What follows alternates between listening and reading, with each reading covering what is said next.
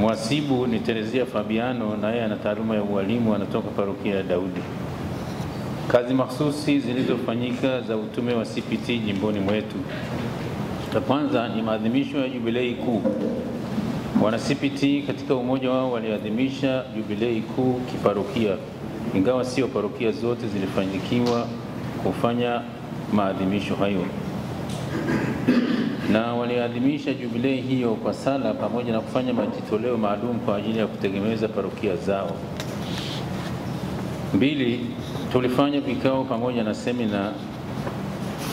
Tulikusudia kufanya vikao na semina katika ajili ya kuimarisha utume wa CPT jimboni, lakini tulifanya mara moja tu kwa sasa katika ngazi ya dekania kwa sababu ya ukosefu wa fedha, kwa kuwa utume huu haujaenea sana jimbo zima, na hivyo CPT inategemezwa na idara ya halmashauri walei jimbo. Namba 3, idadi ya wanachama wa CPT. Kwa sasa tunao wanachama wapatao karibu 200 ambao walitokana na semina zilizofanyika mwaka 2024 kidekania. Semina endelevu zinahitajika ili kupata uelewa wa kutosha juu ya utume wa CPT, lakini hatukufanikiwa kufanya hizo semina kwa sababu ya ukosefu wa fedha. Sehemu ya 4, mafanikio.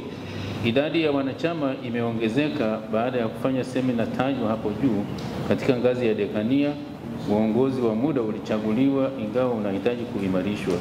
Baadhi yao wameonyesha kujitambua na kuonyesha utayari wa kushiriki kikamilifu katika utume wa CPT.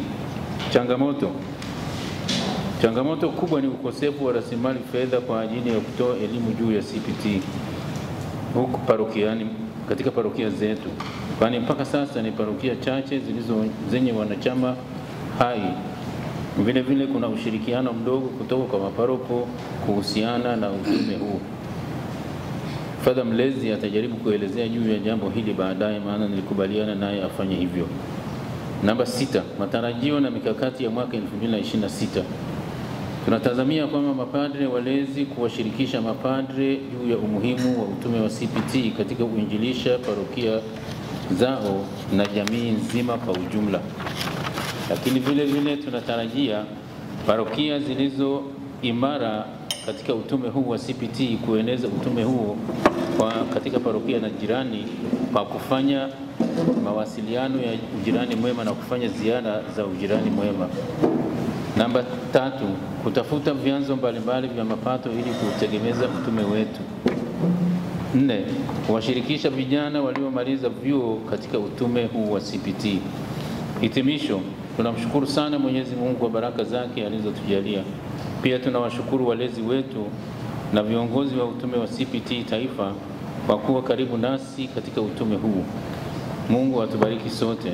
Taarifa hii imeandaliwa na kamati tendaji Jimbo Katoliki la Mbulu. Asante, naomba niwasilishe.